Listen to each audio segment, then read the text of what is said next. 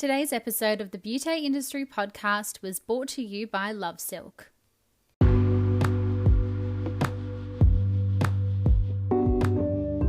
Hello and welcome to today's episode of the Beauty Industry Podcast, your online support community for the professional beauty industry, connecting you with educational pieces, innovative industry products, and inspiration from industry experts. I'm your host, founding director of Beauty Industry, Tamara Shaw. On today's episode, I get to speak with the lovely Clare Martin from Clare Martin Cosmetic Tattooing in Melbourne. Clare has trained in, loved and enjoyed the beauty and aesthetics industry for over 15 years. As a trained beauty therapist and skin technician, she purchased a rundown beauty business in 2009, and over the course of 5 years, she turned it into a highly profitable, award-winning salon, which she then sold in 2014. Having trained in cosmetic tattooing at 22, Clare reignited her passion for the industry 5 years ago and is now an award-winning cosmetic tattoo technician here in Australia. With her sound knowledge of the skin cosmetic tattoo experience and business development skills, Clare has decided to launch a business academy to help cosmetic tattoo artists accelerate themselves and their business to move from generalist into specialists in the arena, which I highly love. She has also designed a 12-week program to assist artists in building a solid business foundation through not only highly valuable systems, but also tackles emotional struggles, client expectations, alignment, and improved mindset, which all allow the artists to focus on what they do best, which is their art. We are so lucky to have Clare for a moment of her time today, giving us insight on the cosmetic tattooing world that has become so abundant in the beauty industry over the last 3 to 5 years. We welcome today to the podcast, Clare Martin.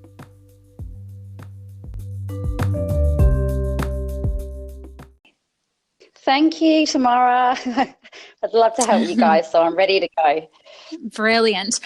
Let me start by saying I have done a little bit of snooping on your social channels, and you have 74 reviews on Facebook, and every single one of them has been rated 5 stars out of 5 stars. So that is bananas.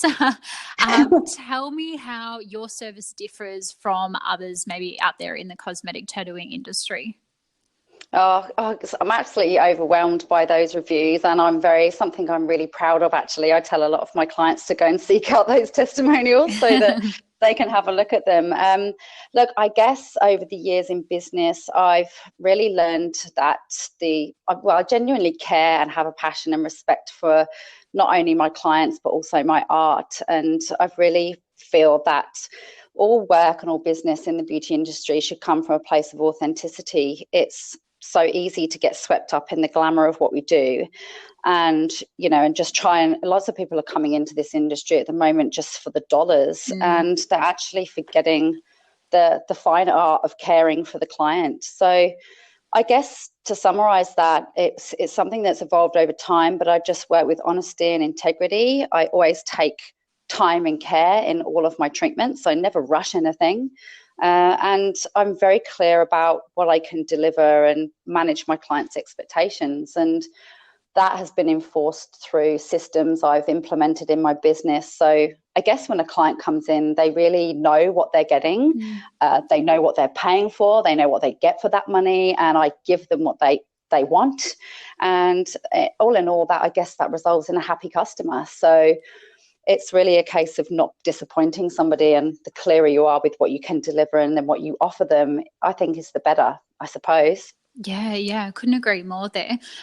One of my girlfriends has, in fact, had their eyebrows tattooed by you, and she had them done previously elsewhere, and she wasn't particularly the most happy customer when she left there. And so she said, I need to do something about this. And so she told me of her experience with you, and she said, I was so picky and so fussy, and Clare was so accommodating, and she kept on rubbing out the lines, and she would fix this little bit here, and she just spoke wonders of you. And I guess when you've kind of got that word of mouth, and you can see all of those testimonials, it really just, it's kind of organic for you, isn't it?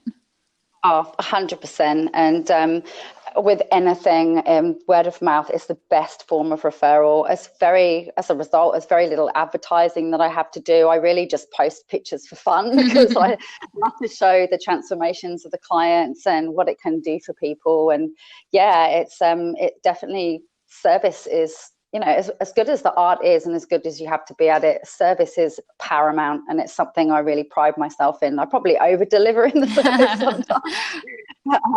Patience and service is definitely key. Amazing. And I've read on your website something that really stuck out for me. It says there that you do not perform on-trend tattooing. So what does that mean? Well, look, my tagline is natural beauty enhanced. And I think, you know, again, with social media and how glamorized the beauty industry is, we're just overdoing everything. And that goes for injectables, you know, just hardcore with, you know, how full on we do all this thing. And I think for me, I've really wanted to just strip everything back, and help the client understand that when they come in for a treatment, they may just be thinking about that day. You know, they often come in and say, I want to look like this right now. And I might have a 25-year-old sitting in front of me, or a 30-year-old, but I know at 25 and 30, what I wanted to look like as far as makeup application goes is way different to what I look like at 40. So I just really like to tell people that it's important when you're having cosmetic tattoo, it should just be a natural enhancement. I don't feel personally under any circumstance that tattooing someone's face should be for an on-trend look. It's dangerous ground in my eyes, and I'm really maybe not looking out for the welfare of the client. We have to sort of anticipate that in 10, 15 years, if they are in their mid-20s or early 30s, they won't necessarily want big, bold eyebrows. And so something I've really focused on is just working naturally with the client's brows, their facial features, and helping their other features come forward, not just their brows stand out when they walk in the room. Yeah, I'm very passionate about that. I really like the your tagline, enhancing the natural beauty. I think that's so important, because you do see so many people in this industry, and even clients, they're coming in and out of the business, and you know, the eyebrows or the lip filler is something that you first see, and then you think, oh wow, okay, that's a little bit offensive. I have to hold myself back sometimes. I'm constantly pointing at examples of bad cosmetic tattoo across the South Melbourne market or somewhere where I am, and it's so sad. It's you know, some people are great at doing bold eyebrows. I follow some artists that I absolutely love, and they work with these beautiful young girls, and they look stunning, and they really do look amazing, and kudos to them for pulling it off. But I'm definitely more conscious of down the track, and I think laser tattoo removal is going to be a big game to be in, sadly. But yeah, I think you have to take some responsibility as an artist to make sure that what you're producing is something someone can carry through with time, because there are aspects of this that are permanent and semi-permanent. Yeah, it just needs to be definitely, exactly as you said, they're almost timeless, because even when a Facebook photo comes up from a year ago on my profile, I go, oh my goodness, what was I wearing, or why did I do my makeup that way? So when you're kind of looking at the cosmetic tattooing world, it's a little bit more permanent than just changing a dress. Definitely, yeah, absolutely. And those considerations should definitely be at the forefront of a technician's mind and a client's. So I think it's good to highlight that when they come in, that they're aware of those things. If you could give some advice to people who may be training to be a cosmetic tattoo artist, what would that be? Because I know there are so many short courses around these days. So you're obviously a professional in your field. If I was training, I would love to hear some advice from you. Yeah, I'll get contacted about this all the time, Tamara. It's this industry has exploded in the last 5 years. Like, it's really gone insane. And I was very fortunate to be on the the very front end of that when I was sort of getting really into it. But as a result, we're seeing these 2-day short courses pop up like we do in the beauty industry. It's the same with everything. Is somehow we get this massive trend coming in of a particular service, and then all of these cowboys flood in behind it and start money making, and it really is the technician that loses out. So I've got heaps of advice on this. We're in an unregulated industry, sadly. There's a lot of movement around changing that, and I know there's a lot of women in this industry that are looking to get it regulated. So, but until then, the most important thing is just research. There's fantastic trainers here in Melbourne and in Sydney. And I'm hoping I'm able to mention her, but a girl called Georgie, she's of distinctive features. She's particularly amazing. The reason why is because she's not a get them in, get them out production line. She actually will test a client's artistic ability and also their skin knowledge before she'll even take them on. And that's just showing her absolute integrity for the industry, for starters. And then after they've passed that, and then they will go on further to learn everything about the skin, even though we've done that before. They learn about the skin, color theory, and it's very much an assessment style training. So it's constantly sending photos back, them going away, them sending back pictures of models, coming back in. It's a very, very careful way of training, and absolutely how it should be done. So she stands out to me as one of the leaders at the moment, and she's becoming very big in Australia for her training technique because of that. And she's just a beautiful soul with absolutely good intention. So seeking out those kind of trainers that are really invested in not only the start of your journey, but are actually able to offer advanced classes and master classes and have Facebook groups that they interact on and get involved with. You know, it's easy. It's very easy if you go onto forums in our industry and ask the question, who would you advise for cosmetic tattoo training? Her name is one of the many that come up. And I do know others in Sydney, Talina Johnson and Belle Barker, and other girls in Melbourne that I'm more than happy to pop down in a list for resources if people would want it. Yeah, that would be amazing. But yeah, it's definitely after the training, it's practice. Yeah, I think sometimes as beauty therapists, we attend a course and then think, yay, we've got a certificate, and then we never revisit that course. And it's only, it's proven that you only take 20% of information away with you when you do attend a day course or a workshop. So having 20% of information and then going and tattooing somebody's eyebrows is a completely, it's chalk and cheese. And you see those horrible Instagram videos and Facebook, and I just sit there and I can't even watch it. I'll watch all of the ones about the pimple popping, fine, but when I see all of these blades coming through the skin, and it just makes me cringe. It's really scary. We will be back with more from Clare Martin after this short message from our sponsors.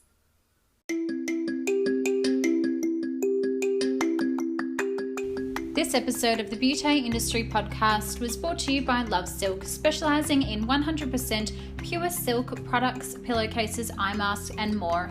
Email for inquiries. Oh, it absolutely is. You know, at the end of the day, we've got to remember people are being disfigured by this treatment. And as a person, you have to sit back and say, how would I feel if it was me that did that to somebody? And that's a shocking, realistic, view to put on it, but it's so very valid. And I think, investing in being prepared to invest several thousands of dollars, and I mean up to 10, if not more, in your initial training is absolutely imperative. And to have that very skill building type of training. And then really, if you do that training, is be ready to go straight away afterwards. So if you're in a salon or if you're setting up on your own, then have those clients that are prepared to come in that you can start working on, because really at the end of the day, all we can do is make a start, people that you feel comfortable with, and get into it as soon as possible, because it really is, I think it takes, I would say personally, between 200 and 300 clients before you're really past your novice novice level. Wow. So it really is something that you need to invest time in to get good and confident about your results and what you're seeing coming back. And I think as well these days, I know this happens a lot in the injectable side of things, but it is very easy to screenshot somebody else's work and take out their watermark and then put that on your own page. So from a business point of view, I know our audience, there are lots of business owners in our audience for the podcast.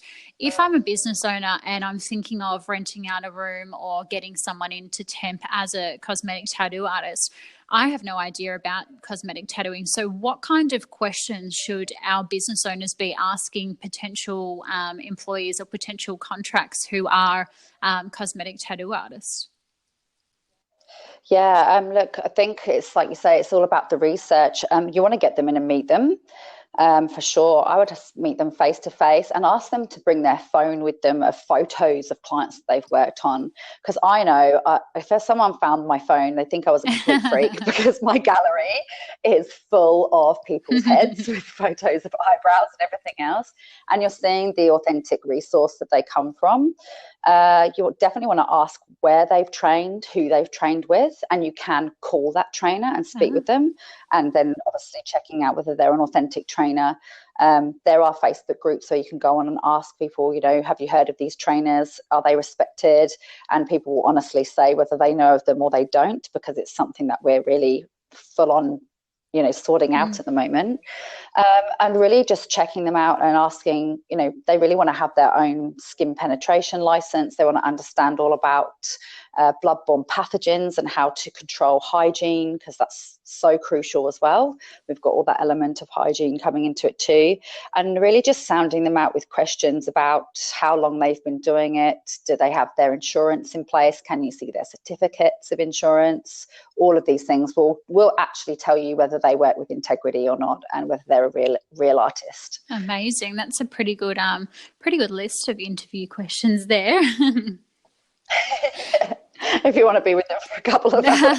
Yeah, absolutely. And it's just, it really is that kind of make or break, especially when it's your business. You really need to have that perfect partnership of being able to trust somebody, because at the end of the day, even if it is they are contracting or temping, the name is your business. So it can be a little scary. Oh, totally.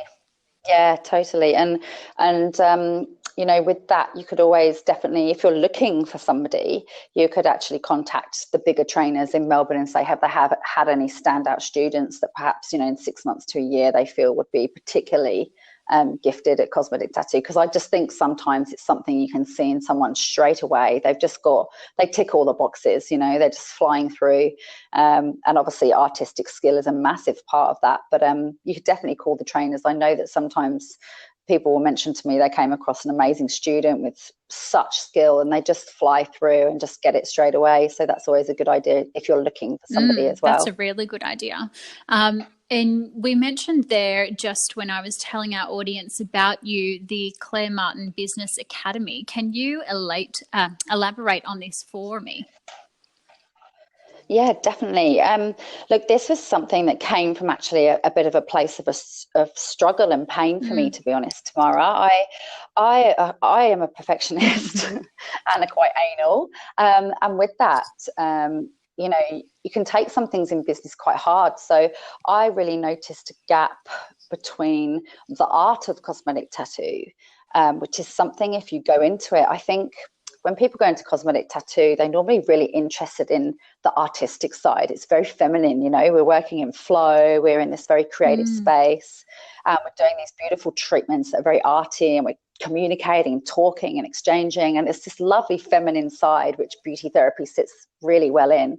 But then you've got the masculine side, which we all hate, which I know I do, is the systems, the structure, you know, having everything in line so that when you carry out that art, you're actually protecting yourself from emotionally, physically, financially, legally, all of this stuff. So I saw that gap and I felt the stress of not having that in place in a really detailed way.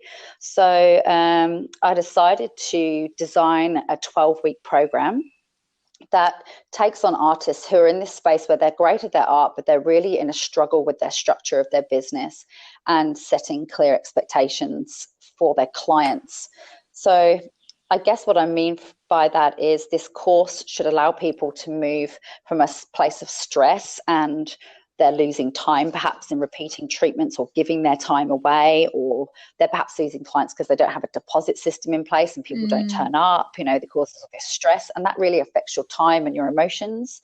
It's moving them from that space into a space of a leader.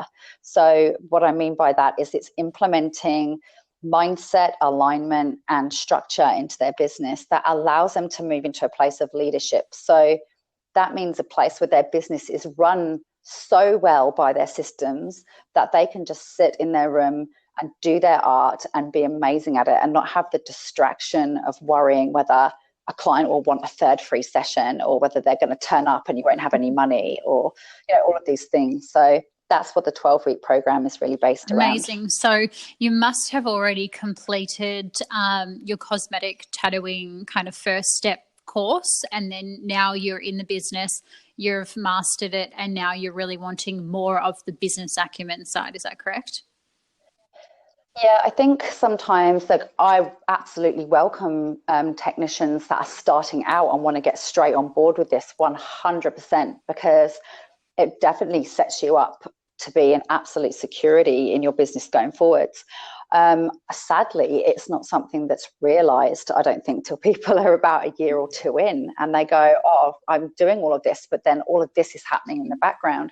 So it's both, really. If you're just getting into it and you want to invest in that side and you want to start from an awesome place and have a really solid business foundation, then definitely they can contact me and I can take them through and just have a chat. Like, even to start with, I love to just chat with my clients, see where they're sitting, what their emotional blocks might be, everything like that, see what pains they're having, and then see if I can actually help them. So, and make sure they're amazing. So it sounds like it kind of even goes beyond a service for you. Yes. Sorry, can you repeat that again, Tamara?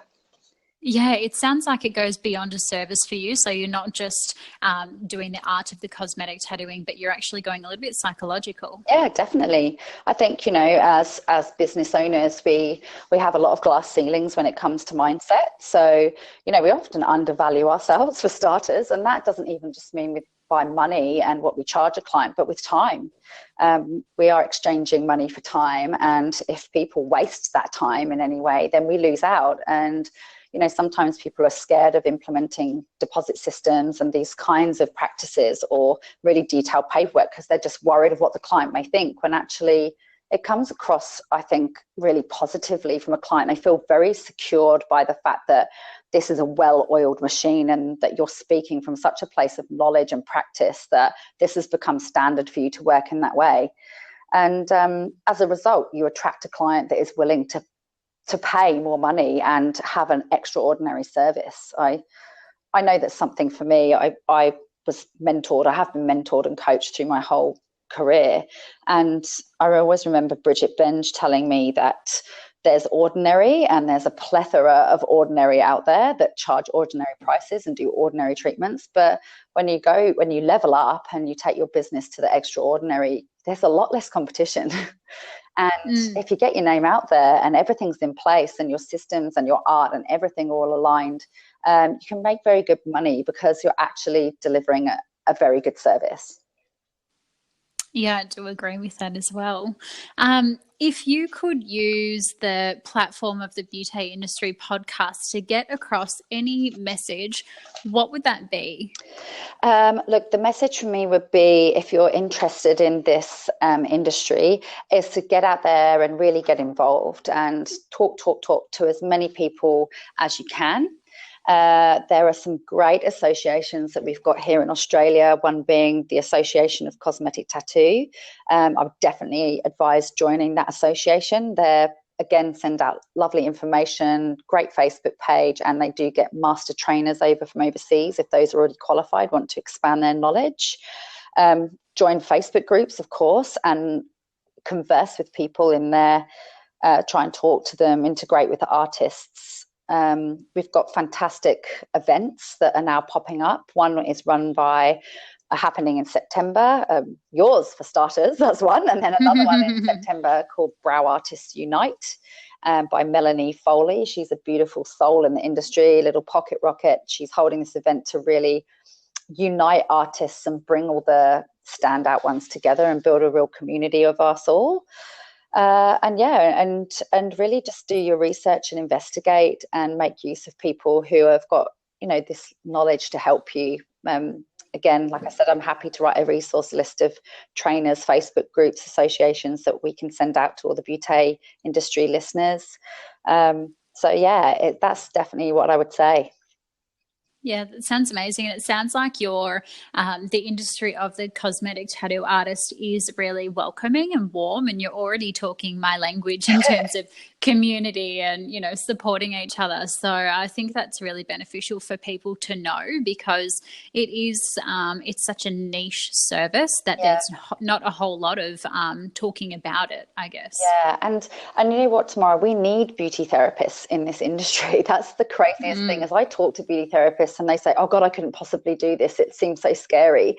But they're the people that we need, because they're speaking from a place of knowledge. They understand the skin, they understand anatomy, they understand the wound healing process, they understand ingredients, they understand performing a good consultation and taking a client on a journey. It's all stuff that we've learned as therapists to do well. And then yet they're scared of doing it. So don't be scared. I was scared for years. I put this off. From my first training, I did at 22 in London in some dodgy little loft somewhere. I was petrified of doing it. And take the leap, but definitely take the leap in the right way, and be prepared to invest well. But there is a great, if you can get in with the good ones and really seek out the people that have been in it for a while, they'll definitely help you. And I think it is a welcoming in the industry, and definitely one that's trying to build a community as well at the moment. Amazing. Well, thank you so much for joining us today, Claire. Really appreciate your time. It's my pleasure. I've had a great time.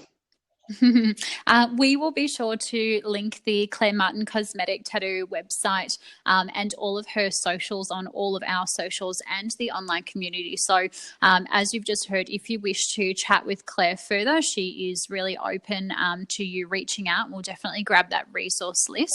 And I would also love to mention that Claire is going to be featuring as a guest at our Beauty Brunch event on August the 26th. So you can catch her over there. And we're so excited to have you. I'm looking forward to it. It'd be great to be there.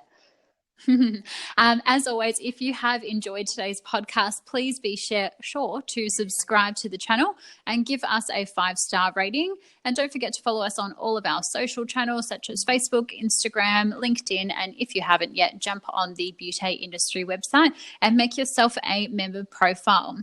Until next time, stay connected.